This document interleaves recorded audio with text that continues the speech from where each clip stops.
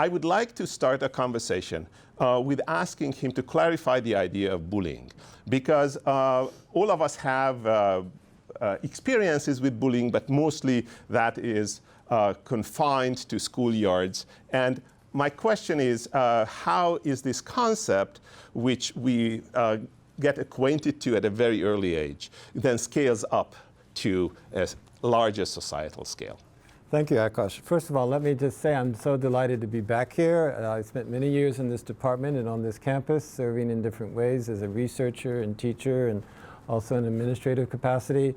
And I'm just thrilled to be able to come back and take what is years of research and bring them to issues of public interest. And this particular topic is something that I've been observing, watching, studying for years, but it's taking on a new urgency right now. And this is a welcome opportunity to come back and present to my old colleagues and friends some of my ideas. So bullying, very good question. What is it? It's a concept we all know, but it's also a concept that's a bit slippery and a bit difficult.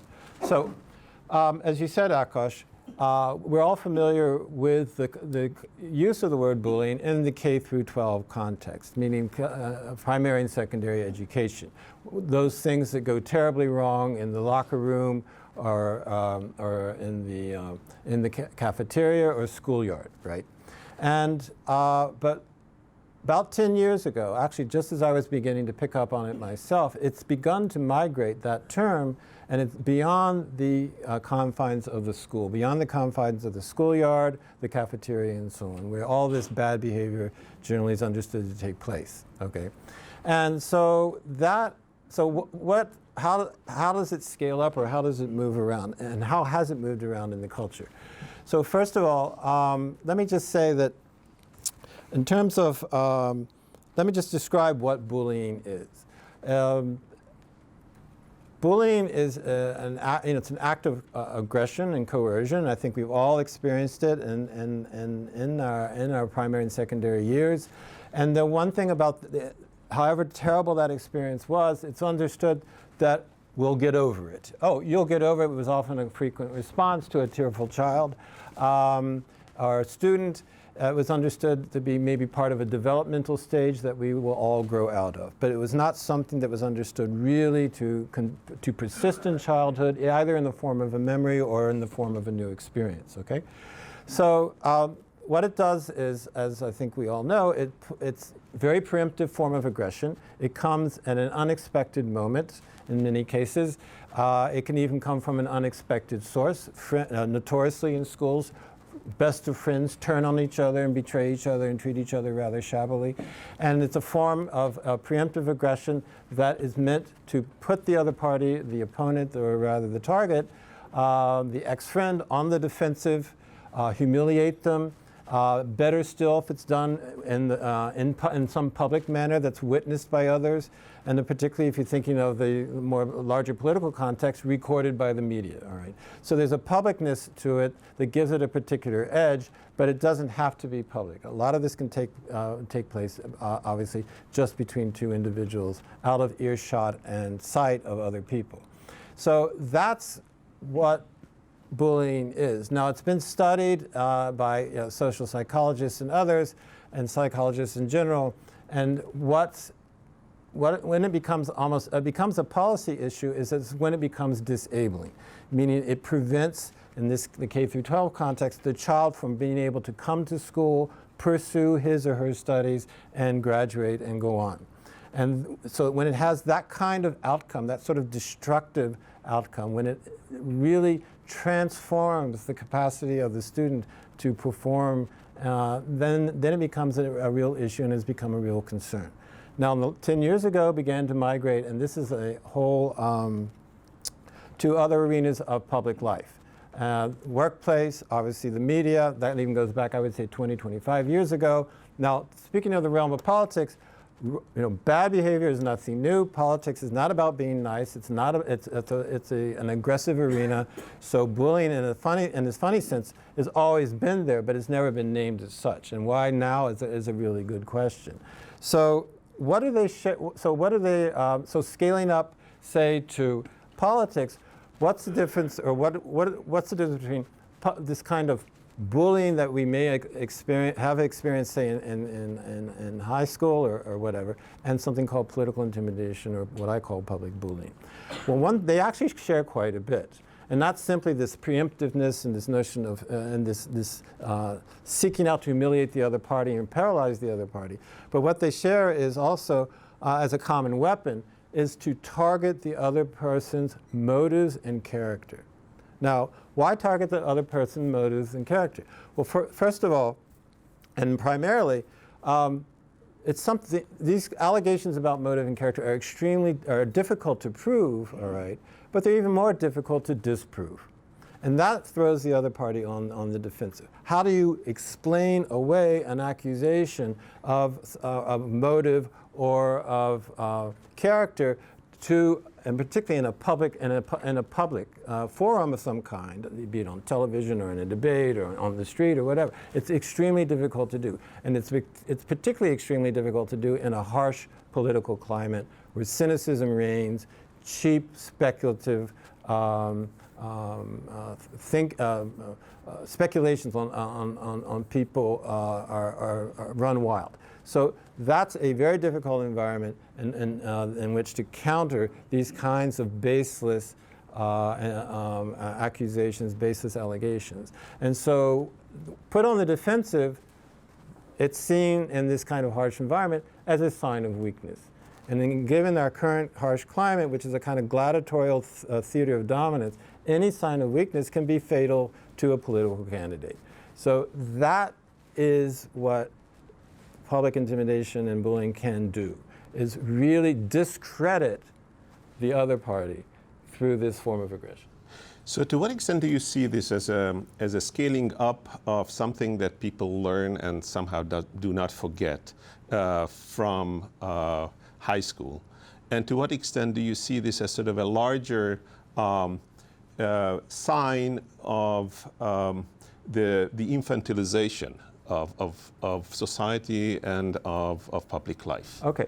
I tend not to view it as simply as a regressive phenomenon. I think there's something clearly childish about it, you might think, in the sense that it's unchecked impulse, it seems to be unsocialized behavior. However, it's become a method, and it's become a rather sophisticated method and a very well-developed weapon deployed by politicians and others. And that has a lot to do with changes in the wider culture. And we can get into that a little bit later. Changes in the workplace, changes in the media sphere, changes in public life in general, and what I would call a revolution in the limits of acceptable public behavior and acceptable public speech. That revolution is what allows this bullying to become a method and become so effective. And at some point, it reaches a tipping point, and we're well past that tipping point, where it becomes almost self-reinforcing. It works very well. Mm-hmm. So this is actually a wonderful segue to the next question. Whether you see this as a historical process, whether this is something that is much worse today than it used to be, and what are the main sort of big milestones in this progression that you are talking about in your book? Okay. What's the progression I want to talk? I talked about it migrating, say, from K through 12 to other spheres of life. There's also a different progression, which is part of this story, which is over here you have elections, political campaigns. They're punctual. It's every 2 years, every 4 years. They have a determinate length of time. In the U.S., they're overly long. It's an 18-month campaign. It's not a 3-month campaign for the presidency like in other countries. And then over here we have our ordinary daily experience of bullying and whatever. What's happening is those two different kinds of aggression and moments of aggression have become melded, have fused together, such that we have political intimidation every day. It's part of our ordinary life. And part of the toll of this harsh political climate, public climate that we're all living in, and it's been, and I would argue it's been building over 30 years, is that being on a daily basis, and particularly, and it hits us at an emotional level, it takes a toll in the form of exhaustion, anxiety, distraction, and so on and so forth.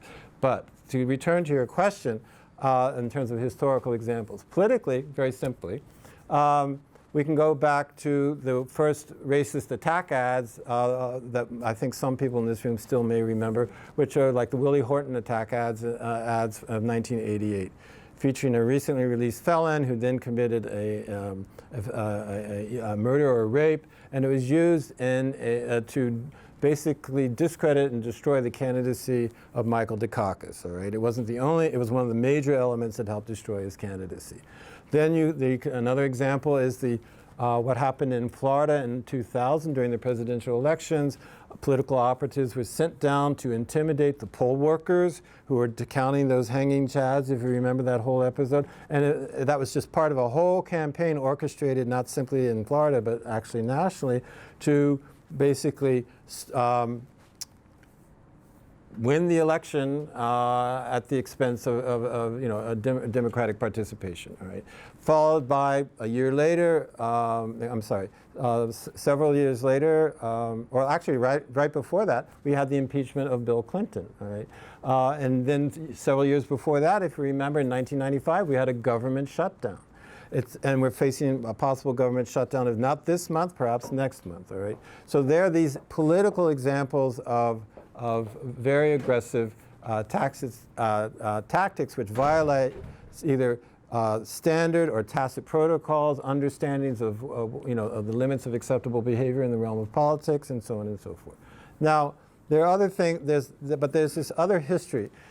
And when it comes to the recent turn in recent elections last fall, people were astonished that we have a certain occupant in the White House right now, and a lot of people were saying, and they still say, well, this was a protest against the globalizing economy, stagnant wages going back 30 years for 70% of American households, all these the recent financial collapse in 2008 with no real redress for people who lost their houses.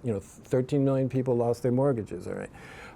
Banks responsible for much of this damage were never held to account. So a lot of anger had been building up, particularly over economic reasons. Then there are these transformations also in the wider culture that I was alluding to earlier: the workplace, the media, and so on. Again, there's been a lot of focus on cable television and the talk shows, AM radio talk shows, very aggressive fora of gladiatorial combat. Also the very viciously competitive reality TV shows. All that has contributed to a kind of transformation of the world of media that we spend so much time on, not to mention, of course, social media and with that cyberbullying. All right. Since that's, but I don't want to focus so much on that today, because one sphere, there are two things that I think that have been ignored. First of all, this country has been at war for 16 years, the war on terror, since 2001. And it's really astonishing to me that as everyone decries and talks about about this harsh national political environment that we're living in, this harsh public life that we're living in, no one mentions the fact that we've been at war for 16 years. And anyone who's experienced a wartime, be it the Vietnam War or what have you, or the first Iraq War or whatever, it creates an extraordinary climate. It transforms the national climate into one that's much more harsh, much more intolerant, much more, it gives license to all sorts of aggressive forms of speech and behavior. That is something that's just ignored and not talked about. So I think that's part of what gives it an edge. And then the second thing, if I may, is the workplace. And that's, the workplace has been transformed. And shall I say a little more about the workplace? Yes. Okay. So the workplace has been undergoing a major transformation since the early 1980s. The workplace, basically American companies under pressure from banks to produce unheard of returns on their investments, on their products, something like 20%. I mean, it's an unreachable number. What did companies do? They began to engage in mergers, borrow money at untold levels in order to do those mergers, downsizing their workforce, cutting wages, on and on and on. And that has created a hellacious workplace for many workers, those who were able to hold on to their jobs, offshoring, moving factories down to out of the northern states to the southern states or out of the country. But also what came along at the same time was a new management philosophy and a new set of managerial practices, which was taking what was already, the workplace is not exactly the most democratic place, but it is where most working adults spend the majority of their waking hours. And that workplace changed, not only in the sense of greater economic insecurity, but also enormous pressures coming from management. And those forms of the pressure took very aggressive shapes, and the business press began to laud and praise to the skies what they called the bullying boss, the tyrannical bullying boss. And so every 4 or 5 years, Business Week, Fortune magazine would come up with lists of America's 10 toughest bosses who would be praised for making those tough decisions of cutting their workforce and cutting wages and so on and so forth. But also for their harsh managerial style, their intimidating managerial style. And so they, in the workplace, workers and the press developed a whole set of epithets, chainsaw, to designate these guys, mostly men, of course. Chainsaw, Prince of Darkness, Rambo in pinstripes, that sort of thing. Now, it's interesting, women employees, and this is something I found out by asking, I know people who are consultants and managers and office workers, and they said, oh yeah, and women, thus impressed by this male personality type, came up with a different label, which was big swinging dick, or BSD. And it's still current in the workplace. You ask women who are working in offices, and this is something that's used to designate a tyrannical boss. All right, and so that world, along with the media, this is where the limits of acceptable speech and behavior began to be revolutionized in the workplace and in the media. And of course, that is a silent legitimization of bad behavior in politics. So all these different spheres kind of converge to create what I would call a generalized culture of bullying. So I would just like to push to you a little more on the timing of this, because in your book you basically date this to the early 1980s, late 1970s, right, which sounds about right. But I think what also happened around that time was that America woke up to a new world. Of course. This is after the oil crisis. There was this era after World War II when the United States was ruling the world, and economically everything was up and up. We had unions that were really, really strong, who were also beneficiaries of American hegemony in the world. And basically, at the end of that of the 70s, American hegemony collapsed or started to sort of shake. The Iranian hostage crisis was sort of one of the symbolic. So in some ways, you could see this as a reaction to globalization arriving to the United States and sort of becoming one of the countries, not just the country who can impose the globalization on others, but also participants and taker. Right, exactly. So there's a sense, this goes back to this whole sense of economic vulnerability, but it's also a sense of a national purpose, national self, and so on and so forth. And so it's basically the defeat of American forces in Vietnam, which was virtually just a year or two after the oil crisis. That kind of, we're talking about different forms of convergence. Right. And so that created a kind of crisis in terms of many American self-image, an image of our sense of ourselves in the world, and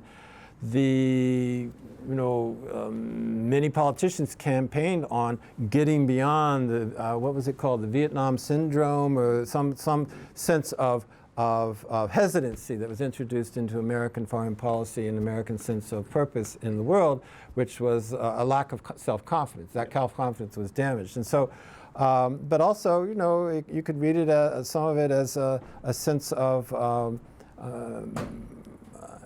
prerogative that has been compromised, and that can bleed into, you know, eventually into domestic affairs and daily life and so on, particularly as, say, unions declined and other forms of protection, just speaking of the workplace, of workers began to disappear. And so, but it's a very complex process to go from but as we've been watching today, a lot of those anxieties and a lot of these forms of behavior are now being very much exploited and connected to a new sense of national purpose today, right? Some form of renewing America, you know, and so so the two are quite linked. Yes. Yeah, so it's again returning to a desire for that kind of hegemony, as you call it, or a kind of global bullying. Well, right. I'm a little hesitant to use the word bullying. Even I try to make it, yes, absolutely, but I don't like to overuse the word, because the more you use it, the more you eventually won't have much meaning, it won't help us describe what's going on. But certainly forms of aggression, but yes. So this might be a good place to sort of look at the different mechanisms through which bullying is working its way through our public life, and how is it that political intimidation and public bullying is so effective? How does it? What are the mechanisms through which it sort of achieves its goals? Okay.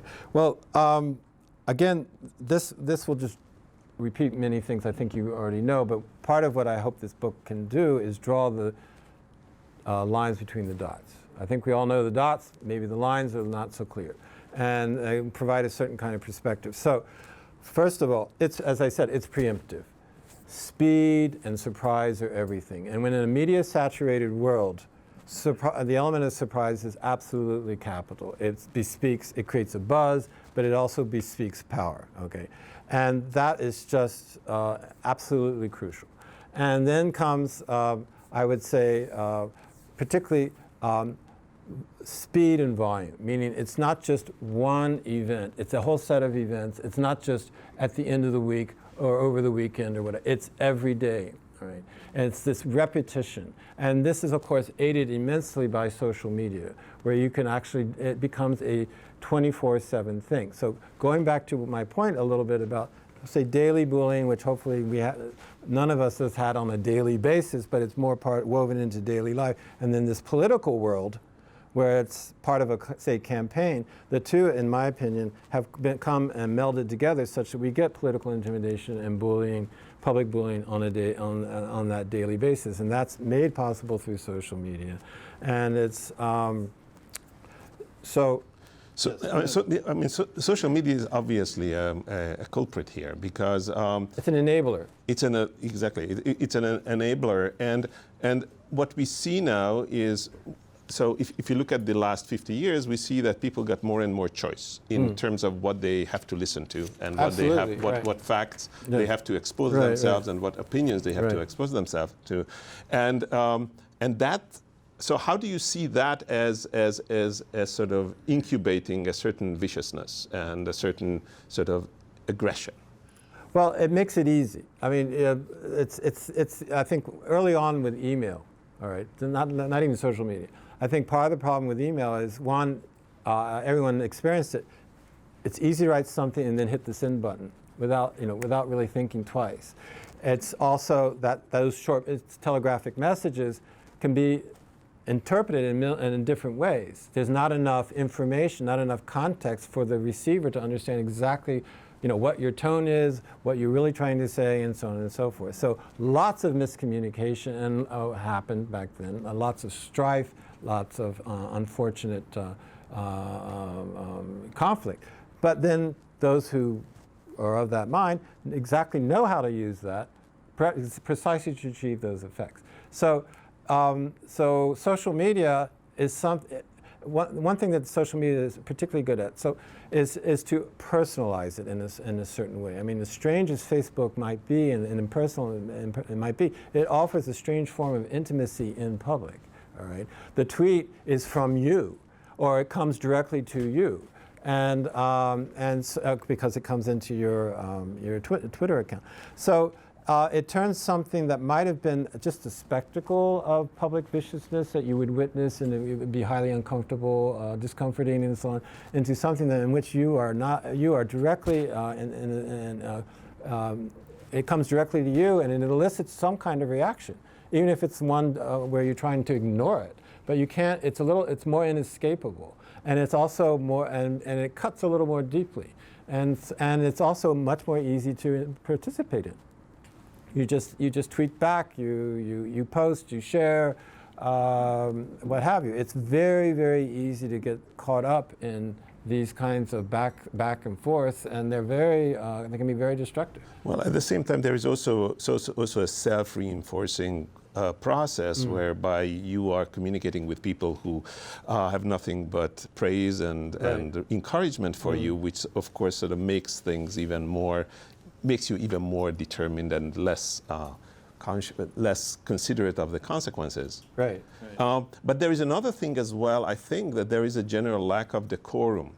If you look at how people conducted themselves 20, 30 years ago, there was an effort to use a different language with strangers, to dress differently, to behave differently. Right. And we don't have that anymore.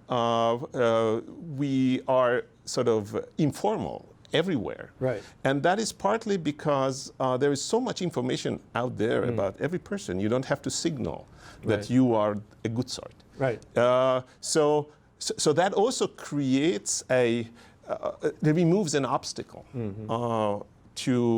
towards sort of the kind of viciousness and personalized venom that you will find. Right, it's raw. It's very raw right now. Right. I actually would like to read a little passage from the book that captures, in my mind, how the sort of emotional experience of bullying, because we're talking a lot about emotion here, in the sense that what's so exhausting about the current harsh climate is that, as I was just saying, it hits us more directly partly because of these new forms of communication, but it also is that political intimidation and ordinary experience, they're now folded in together. And I'd like to read a passage that tries to just translate or communicate that experience. And so, we think we know who they are. They cut you off on the highway. They taunt you to your face, mock you behind your back, smirk at you from the TV screen, standing always beyond reach. They are everywhere and anywhere, from the schoolyard to the boardroom, from the office cubicle to your local bar. They come unbidden, visiting violence upon the unsuspecting and fearful alike. They now lurk even in your pocket, wherever you go, and you can feel the buzz as trolls spew 140-character poison to anyone and everyone.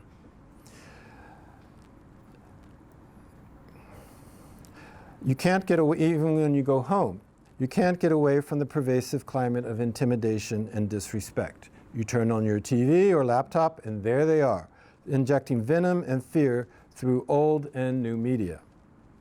Requiring little or no provocation, they are poised to strike at the first sign of weakness or of courage. For they tolerate no one but their own kind, belligerent aggressors ready to declare who's fit to speak, to listen, and to submit. The violence, the intimidation, you think you're ready. Perhaps you've experienced it before, but still, when it happens, especially to you, your person, your body, the body politic, its sheer power, speed, and intensity bypass whatever defenses you may have. From the edges of consciousness, the aggressors rush up, attacking and screaming in your face, "You're nothing but scum." A liberal, a feminist, a Muslim, a self-hating Jew, an immigrant, a Bernie bro, a Putin stooge, a nasty woman, a faggot, a loser. Bewildered, we are thrown off balance. We can't believe it's happening. Be it again or for the first time, it seems to make no difference. The hormonal response wells up, fight or flight, but it's already too late. Something has slipped under our skin and taken over.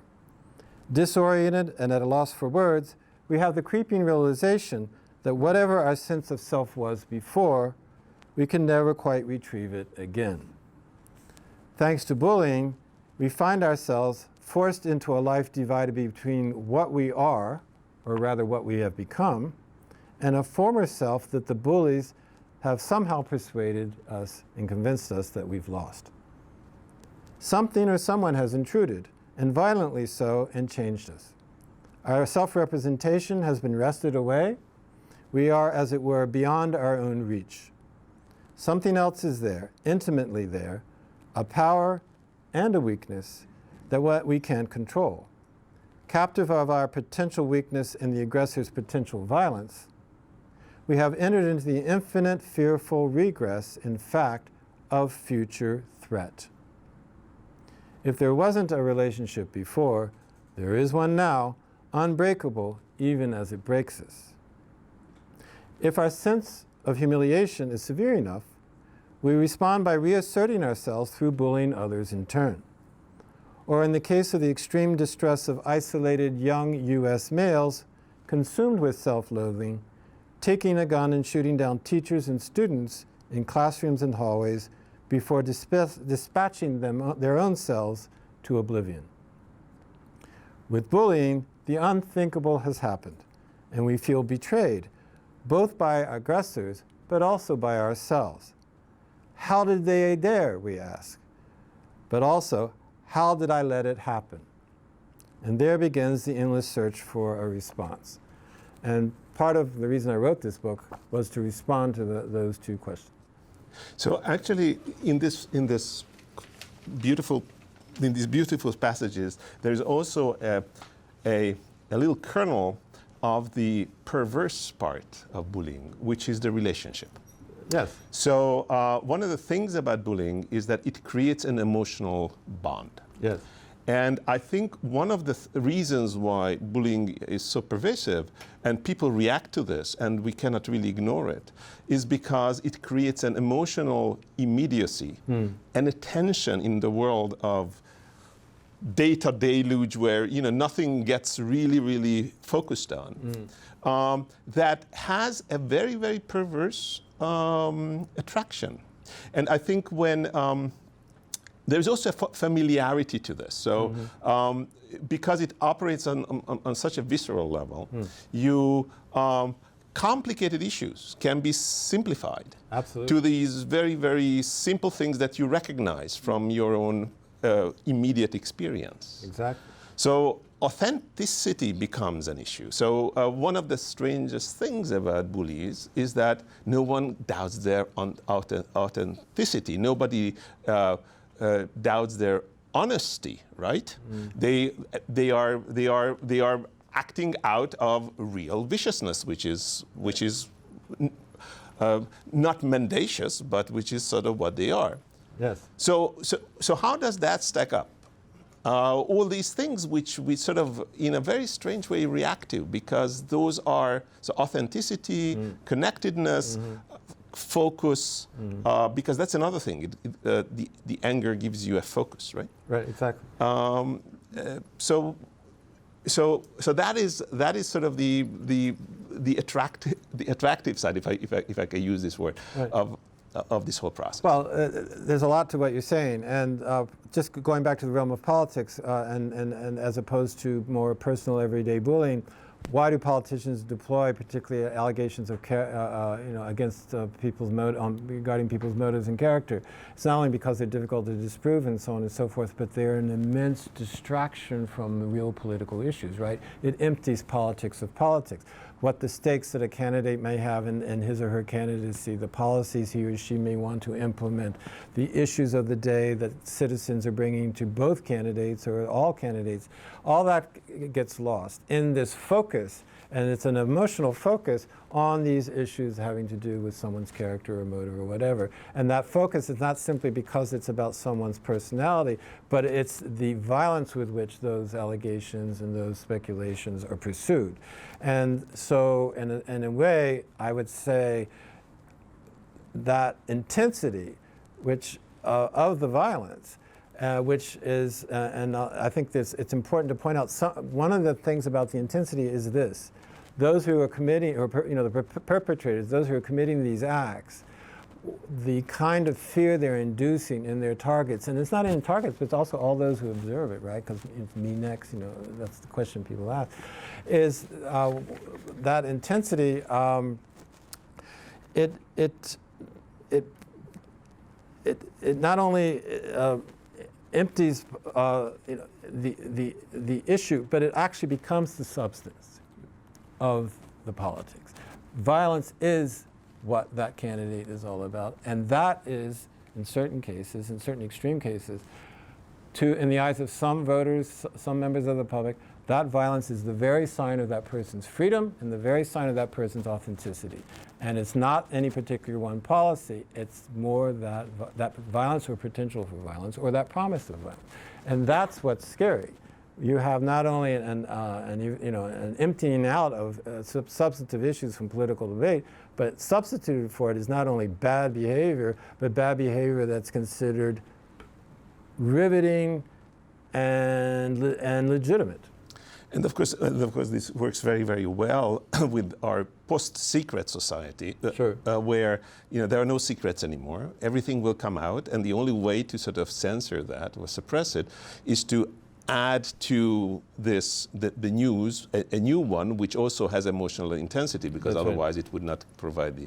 So it's sort of this sort of pyramid where you always add to bury the original piece. Right, and that needs emotional intensity. Yeah, and there's an accumulative effect, but with each Right. act, each single act loses its particular valence or its particular potency, but it's that accumulation that really, has these long-term effects. And I think that's what's paralyzing our politics right now, and that's part of this harsh climate that I think requires rethinking how we do politics, how we organize for politics, and so on and so forth. So tell us a little bit about how you see this as challenging public life, civic action, and political activism in particular, and what are the snares and traps that we have to be aware of? As I said, we're facing a harsh political climate where, in a sense, we're in a political situation that's 24/7. There's no escaping it. You can barely take off the weekend unless you shut down all your media and your devices. You don't talk to anyone, and so on. It's very, very difficult. And so what's happened in a certain way, and it began, there's a history to this. It's really interesting right now. There's some sort of nostalgia for George W. Bush, and gee, he wasn't such a bad guy after all by comparison. And the thing is, he's the one who actually, I think, created that tipping point that I'm talking about. And that had a lot to do not only with how he came to power in 2000, but also with the build-up to the Iraq War invasion, and then the War on Terror that he prosecuted. It was, as we know, and going back, in terms of a post-truth era, I mean, that was sovereignly, introduced and inaugurated through the, of course, weapons of mass destruction, with the active collusion of some of the most august media outlets in the United States, including the New York Times, who, to be polite about, slipped very badly. And of course, it was even worse than that. And so with that, you had a kind of, and then with the War on Terror, you had all these fake code orange alerts based on either out-of-date intelligence information or worse. And they were very strategically introduced around election time, particularly in 2004. You could watch it unfold. And so you had a form of, but still you had a form of intimidation, more attached to campaigning, that became a form of governing. So and this is what we have with the current leadership in Washington now. It is a form of governing now. It's not simply they're running for office. They are running the country using these methods. And so that transformation of public life and transformation of political activity means we have to come up with other forms of political engagement and other forms of political organization. And that's a tough thing because it's a long haul. It's more than a simple election cycle. It's more than finding a charismatic candidate who will, as standard bearer, who will carry enough votes to win a particular election. We're talking about a new kind of political infrastructure which will nourish and enable a kind of constant civic engagement. So we're looking at a form of political engagement that's a little closer to a social movement, something that's all the time. Now, what's the problem with having something that's all the time? Is that requires a sustained level of commitment and energy. Where are people going to find the wherewithal to do that? And particularly in this harsh political climate, where every day something's draining our attention and our energy, okay, and distracting us from from many of the major issues that need to be taken care of. So people have begun to come up with new forms of, or interesting new forms of political organization. But one way of sort of seeing the current situation in the United States is that we have very, very strong partisanship and very, very weak parties. Mm. And basically party politics disappeared, or it did not disappear, it basically crumbled and is unable to contain the conflicts within society anymore. Mm. What you are telling us is that the usual response to this is participatory democracy, is also not a path into the future, precisely because it requires a tremendous amount of time and energy that maybe retired professors have, but yes, but not that many other people. So the question is, what kind of new political forms can sort of carry forward those ideals and those ideas that we would like to see survive? Well, in the last 18 months, all sorts of new political organizations have sprung up, including the one that I belong to or participate in, which is indivisible.org. And that was the result of, and that's all about nuts and bolts politics, okay?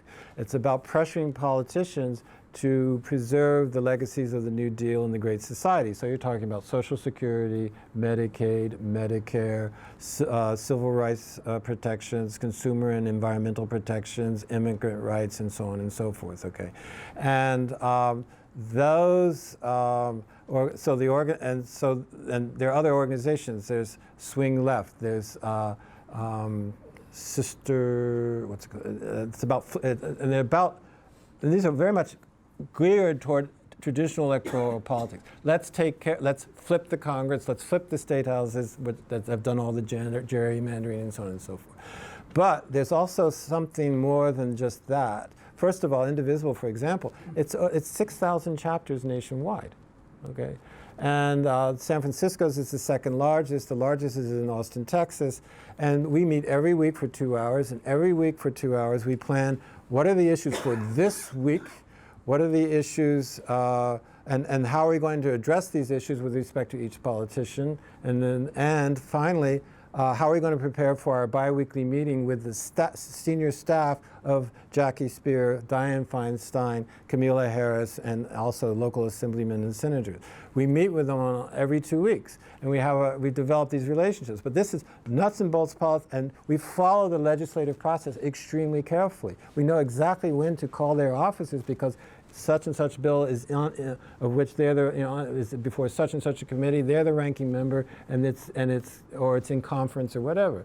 It's a bit technical, but what's amazing is that this is something. So it has a kind of short-term purpose, which is to, as I said, protect the legacies of the New Deal and the Great Society, but it also is extending to local and state politics. And so this group meets regularly with state assemblymen and women and senators in the state of California. And it's also looking toward the future. And they really do understand that it's more than just electing one or two politicians. And in case of liberal California, people might think there's nothing to do. Well, there's plenty to do, because a lot of these politicians are not quite prepared to deal with all the intimidation, or let's put it this way, the aggressiveness of their opponents. And we've just come out of a week where we have a bill that was rushed through the Senate that no one except lobbyists had read, and not even the proponents had really read. And these are unheard of violations of procedure, norms, and understandable, what's considered acceptable behavior. It's another revolution in acceptable behavior, if you like. And so a lot of politicians are simply not prepared for that. And so we have, and part of these new forms of organization, they have to develop strategies of anticipation. They have to anticipate what can go terribly wrong, or maybe what could even go well in advance before the moment arrives. And they have, in a sense, a scripted response. They have something ready to go. It's like earthquake preparedness. They really have their list of items. They have something ready to go. And this is not something that is clear to me, speaking for myself, that has been the case of one major political party in particular. They're always caught by surprise. They're just always caught by surprise. And that's one of the things. It's about surprise. It's about catching people off guard. And so one of the small things I hope this book will do is give a kind of map of the minefield, a lay of the land, but also get people to understand we have to increase our powers of anticipation, and we have to be prepared to fight. And these powers of anticipation will create a kind of rapid response capacity on our part. And it's interesting. We've seen this. There's the Women's March, okay, in January. There was the airports that were flooded with the announcement of the Muslim. These are rapid, relatively very rapid responses, and talk about scale, same thing with the town halls. And Indivisible had a big hand in turning out very raucous citizens in certain districts to oppose the dismantling of Obamacare. So, just like these attacks and these methods are all about speed and preemption and doing the unthinkable, we have to be prepared not only for that, but we have to be prepared to have a very rapid response and even take the offensive. Right now it's a little hard to imagine taking the offensive because there's so many things coming down that have to be fought off. But we have to imagine taking the offensive and have the element of surprise on our side. So this Indivisible group is actually rather agile because every week we're adjusting what we're doing. Every week we're adjusting what we're doing. And it's not simply nuts and bolts politics. Sometimes we go out into the street and hold demonstrations. But to go back to new forms of politics, we need nuts and bolts politics of a very fast, agile, supple kind, but we also need a kind of certain political pressure that comes from social movements and from the street. And if you don't have both, we're in trouble. They feed off. They're not an easy. They're in tension with each other. There's lots of disagreement, but you need both. And so. So there's another example of a rapid response is, for example, the NRA put out a video, I guess it was this summer or early fall, where it accused Jews and blacks of fomenting violence and basically issued a call for being violent towards those groups and to intimidate them. And Black Lives Matter came out with within 24 hours, I believe, with a counter video, which was spread over the internet, where they went on the counterattack. It wasn't left to just proliferate without a response through the capillaries of the internet. So but that kind of speed, that kind of power of anticipation, that requires work. It's a lot of labor, a lot of commitment, and it's something that is not easy to do. Yeah. So what I suggest is that we wrap up our conversation, okay. And let's give a round of applause to Roddey.